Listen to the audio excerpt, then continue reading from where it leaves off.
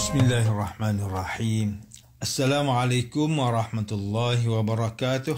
Innal hamdalillah nahmaduhu wa nasta'inuhu wa nastaghfiruh wa na'udzu billahi min shururi anfusina wa min sayyiati a'malina. May yahdihillahu fala mudilla lahu wa may yudlil fala hadiya lahu. Ashhadu an la ilaha illallah wahdahu la syarika lahu wa ashhadu anna Muhammadan 'abduhu wa rasuluh. Allahumma salli wa sallim ala sayyidina Muhammad wa ala alihi wa ashabihi wa tabi'in wa tabi'ut tabi'in wa man tabi'ahum bi ihsanin ila yaumiddin. A'udzu billahi minasyaitonir rajim. Ya ayyuhalladzina amanu taqullaha haqqa tuqatih wa la tamutunna illa wa antum muslimun. Amma ba'd. Yang berusaha Tuan Haji Ahmad Nazri Muhammad Yusof selaku penerbit rancangan tafsir Al-Quran dan seterusnya sidang pendengar yang dirahmati Allah. Alhamdulillah, pertamanya malah kita bersama-sama merafakkan setinggi-tinggi kesyukuran kehadrat Allah Subhanahu Wa Taala di atas segala nikmat kurniaan dan rezekinya yang tidak ternilai. Selawat dan salam ke atas junjungan besar Nabi Muhammad sallallahu alaihi wasallam, ahli keluarga baginda dan para sahabatnya yang tercinta. Tuan-tuan, puan-puan, para pendengar yang dimuliakan oleh Allah Subhanahu Wa Taala. Pada hari ini kita akan menyambung kembali rancangan tafsir Al-Quran bagi siri yang ke-29. Insya-Allah pada kali ini kita akan membincangkan mengenai pentafsiran ayat ke-30 surah Al-Anfal. A'udzu billahi minasyaitonir rajim. Bismillahirrahmanirrahim. Wa idh yamkuru bika alladhina kafaru liyuthbituka aw yaqtuluka aw yukhrijuka wa yamkuruna wa yamkurullah wallahu khairul makirin.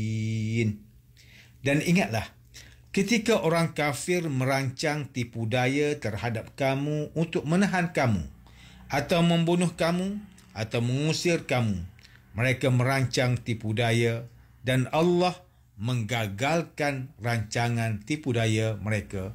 Sesungguhnya Allah sebaik-baik perancang tipu daya. Sidang pendengar yang dirahmati Allah, Profesor Dr. Muhammad Quraish Shihab melalui kitabnya Tafsir Al-Misbah menyatakan bahawa maksud perkataan makar telah dijelaskan secara terperinci dalam pentafsiran ayat ke-183 surah Al-A'raf. Perkataan ini dalam bahasa Al-Quran bermaksud mengalihkan pihak lain daripada tipu apa yang dikendaki dengan cara tersembunyi atau melalui tipu daya. Mengalihkan pihak lain daripada apa yang dikehendaki dengan cara tersembunyi atau melalui tipu daya. Perkataan ini pada mulanya digunakan untuk menggambarkan daun yang banyak daripada satu pokok yang lebat dan saling berhubungan antara satu daun dengan daun lain sehingga tidak dapat diketahui dahan manakah daun tersebut bergantung. Di sini perkataan makar digunakan untuk menggambarkan sesuatu perkara yang tidak jelas. Sesiapa yang melakukan makar, maka dia telah melakukan suatu perbuatan yang tidak jelas pada hakikatnya. Menurut Profesor Dr. Muhammad Quraish Shihab lagi, makar ini mempunyai dua jenis, iaitu ada yang bertujuan baik dan ada pula yang bertujuan buruk. Makar yang bertujuan baik akan menghasilkan kebaikan, manakala makar yang bertujuan buruk pula akan mengakibatkan keburukan dan ia tidak akan menimpa seseorang melainkan orang yang merencanakan makar itu sendiri. Sidang pendengar yang dimuliakan, Tengku Muhammad Hasbi As-Siddiqi menerusi kitabnya Tafsir An-Nur mentafsirkan ayat ke-30 surah Al-Anfal ini dengan menyatakan bahawa orang kafir musyrikin Mekah telah berkumpul untuk membincangkan mengenai cara bagi menghapuskan Rasulullah sallallahu alaihi wasallam dan dakwah baginda. Mereka bersepakat untuk melenyapkan Rasulullah sallallahu alaihi wasallam dengan 3 cara. Pertama, mengurung dan memenjarakan baginda di suatu tempat yang terpencil. Kedua, membunuh baginda. Ketiga, mengusir baginda keluar dari Mekah. Menurut Tengku Muhammad Hasbi As-Siddiqi lagi, orang kafir musyrikin Mekah telah berusaha untuk menghapuskan Rasulullah sallallahu alaihi wasallam dan para sahabat dengan pelbagai rancangan. Tetapi Allah Subhanahu wa taala telah menggagalkan rancangan mereka. Allah juga memerintahkan baginda supaya pergi ke Madinah sebagai seorang muhajir, iaitu orang yang berhijrah, dan menyuruh baginda untuk kembali semula ke Mekah sebagai seorang pahlawan yang dapat menundukkan kota Mekah. Apabila berita mengenai kebangkitan Nabi Muhammad sallallahu alaihi wasallam telah tersebar di kalangan kaum kafir musyrikin Mekah, maka mereka pun berkumpul di Darun Nadwah untuk membincangkan mengenai usaha bagi mematahkan dakwah baginda. Iblis yang berpakaian dan menyamar seperti orang tua dari Najdi telah hadir dalam pertemuan tersebut. Terdapat beberapa cadangan yang dikemukakan dalam mesyuarat oleh mereka yang hadir.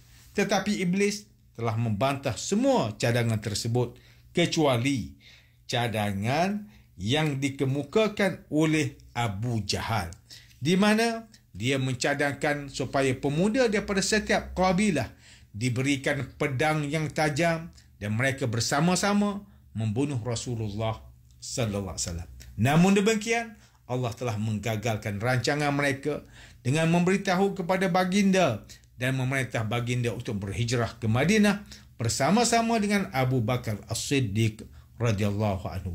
Selepas baginda tiba di Madinah, maka turunlah ayat ke-30 surah Al-Anfal ini.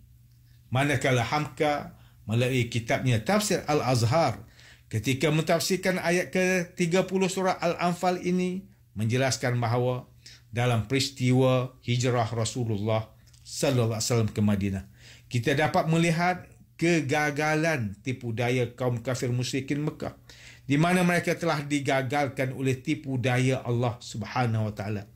Walaupun kedua-dua tipu daya tersebut disebut sebagai makar, tetapi tujuannya adalah berbeza. Tipu daya kaum kafir musyrikin Mekah adalah berniat jahat, iaitu bertujuan untuk membunuh Rasulullah sallallahu alaihi wasallam dan menghapuskan cahaya Islam. Manakala tipu daya Allah pula bertujuan untuk membela baginda dan memberi kemenangan kepada agamanya. Sidang pendengar yang dirahmati Allah, demikianlah tafsir bagi ayat ke-30 surah Al-Anfal menurut pentafsiran oleh para ulama. Ayat ke-30 surah Al-Anfal ini menjelaskan bahawa orang kafir musyrikin telah menjalankan tipu daya terhadap Rasulullah sallallahu alaihi wasallam untuk menahan, membunuh atau menghalau baginda keluar dari Mekah.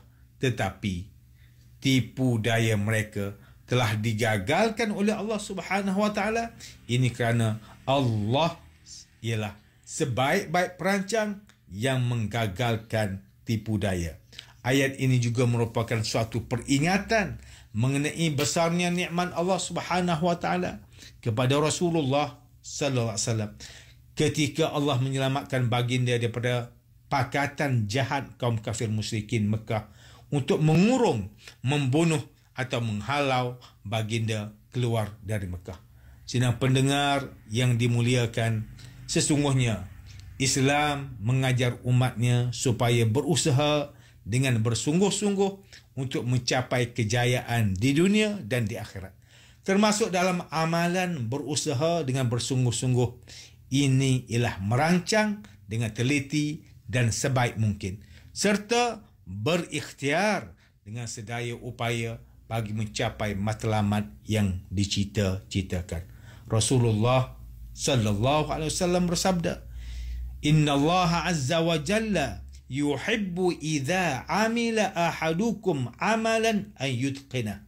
Sesungguhnya Allah azza wa jalla mengasihi seseorang itu apabila melakukan sesuatu kerja, maka dia melakukannya dengan cemerlang. Hadis riwayat Imam Al-Baihaqi. Selain itu, umat Islam juga dianjurkan untuk berdoa kepada Allah Subhanahu Wa Taala dan bertawakal kepadanya selepas merancang, berusaha dan berikhtiar dengan sedaya upaya. Allah Subhanahu Wa Taala berfirman dalam surah Ghafir ayat yang ke-60, wa qala rabbukum ud'uni astajib lakum innal ladzina yastakbiruna an ibadati sayadkhuluna jahannama dakhirin. Dan Tuhan kamu berfirman, berdoalah kamu kepadaku, nescaya aku akan perkenankan doa kamu. Sesungguhnya orang yang sombong untuk beribadah kepadaku, maka mereka akan masuk ke dalam neraka Jahannam dalam keadaan hina. Namun demikian, jika kita melihat situasi masyarakat pada hari ini, masih terdapat di kalangan orang Islam yang tidak mahu bertawakal, iaitu berserah kepada Allah Subhanahu Wa Taala, memberikan sepenuh kepercayaan dan memohon pertolongannya dalam apa sahaja urusan yang dilakukan selepas merancang, berusaha dan berikhtiar dengan sedaya upaya. Sedangkan Allah Maha Berkuasa ke atas makhluknya dan dialah yang Maha Berkuasa menentukan segala-galanya. Firman Allah Ta'ala dalam surah Al-Baqarah ayat yang ke-107, Alam ta'lam anna Allah lahu mulkus samawati wal ard wa ma lakum min dunillahi min waliyyin wala nasir. Tidakkah kamu mengetahui bahawa kerajaan langit dan bumi itu adalah kepunyaan Allah dan tiada bagi kamu pelindung maupun penolong selain daripada Allah. Umat Islam dianjurkan untuk bertawakal kepada Allah Subhanahu Wa Taala dalam apa sahaja urusan yang dilakukan, seperti mana yang dinyatakan dalam ayat ke-23 surah Al-Maidah, wa 'alallahi fatawakkalu in kuntum mu'minin. Dan hanya kepada Allah hendaklah kamu bertawakal jika kamu benar-benar orang yang beriman. Mudah-mudahan dengan amalan bertawakal ini, Allah Subhanahu Wa Taala akan mencukupkan segala keperluan, membantu dalam kesusahan dan menyelamatkan umat Islam daripada sebarang ancaman bahaya yang memudaratkan. Allah Ta'ala berfirman dalam surah At-Talaq ayat yang ketiga, wa may yatawakkal 'ala Allahi fahuwa hasbuh innallaha balighu amri qad ja'ala Allahu likulli syai'in qadra. Dan ingatlah, sesiapa yang bertawakal kepada Allah, maka Allah cukupkan baginya untuk menolong dan menyelamatkannya. Sesungguhnya Allah melakukan segala perkara yang dikehendakinya, dan sesungguhnya Allah telah menetapkan ketentuan bagi setiap sesuatu. Dalam sebuah hadis riwayat Imam Ahmad, Rasulullah sallallahu alaihi wasallam bersabda, "Law annakum tawakkaltum 'ala Allahi haqqa tawakkuli la razaqakum kama yarzuqut tayr taghdu khimasa wa taruhu bitana." Sesungguhnya jika kamu bertawakal kepada Allah dengan sebenar-benar tawakal, maka nescaya kamu akan diberikan rezeki seperti mana rezeki burung-burung. Mereka terbang pada waktu pagi dalam keadaan lapar dan pulang pada waktu petang dalam keadaan kenyang.